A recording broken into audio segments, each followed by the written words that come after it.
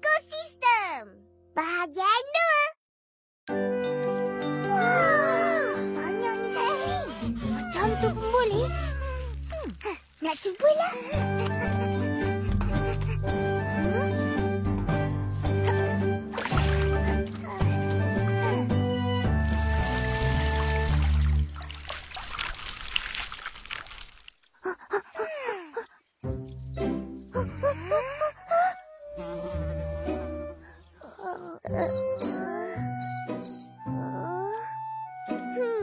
Tak ada apa-apa pun. Memanglah. Itu air kosong. Air ni akak dah campur garam kasar. Apa kena-mengena air garam dengan cacing? Macam ni. Cacing tanah bernafas melalui kulitnya yang lembap.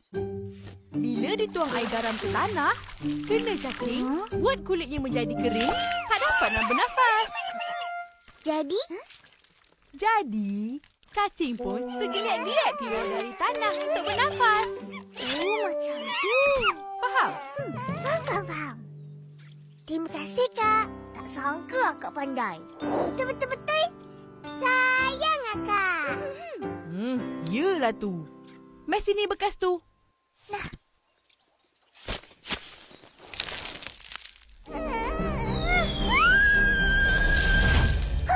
Ya apa ni, Kak?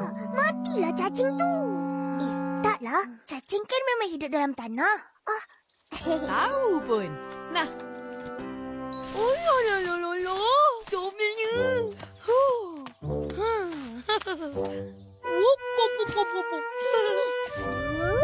Sini. Tumbangnya ikan emas ni. Macam kau. Aku dah adik ikan untuk buat ekosistem. Korang ada apa? Kita orang rahsia. Sakitlah. Tak nak cakap tak apa. Nanti dekat sekolah tahu juga. Dah, aku pergi dulu. Merajuklah tu.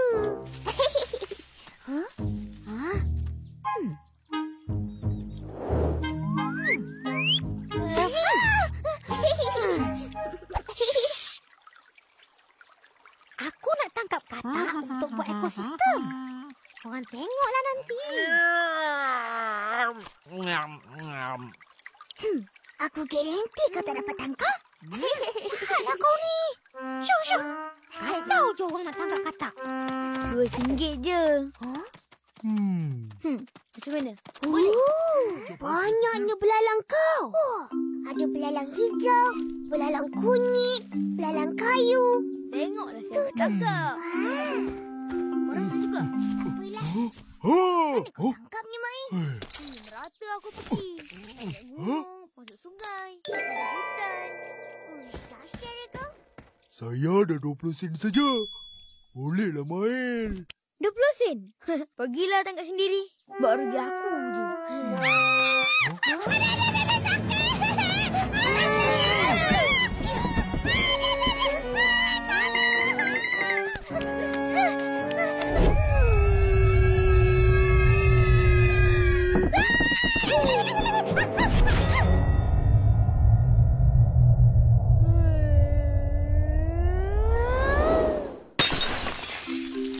Alamak, belalang aku.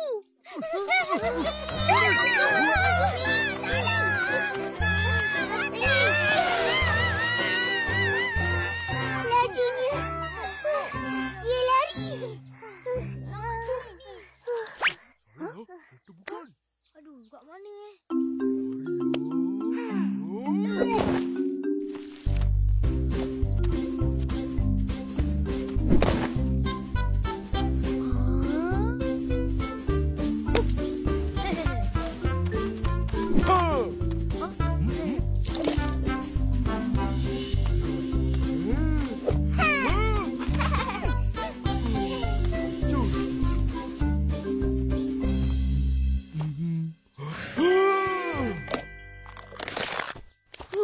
Terima kasih.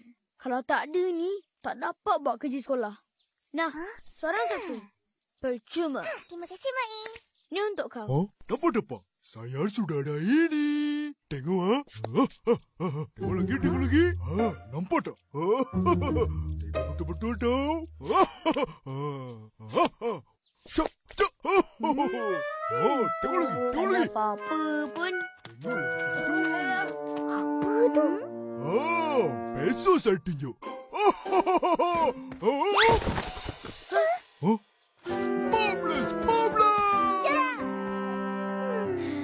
Ini aku belikan dekat pulau. Buatlah. Mahal ke, Zen? Cantiknya. Terima kasih.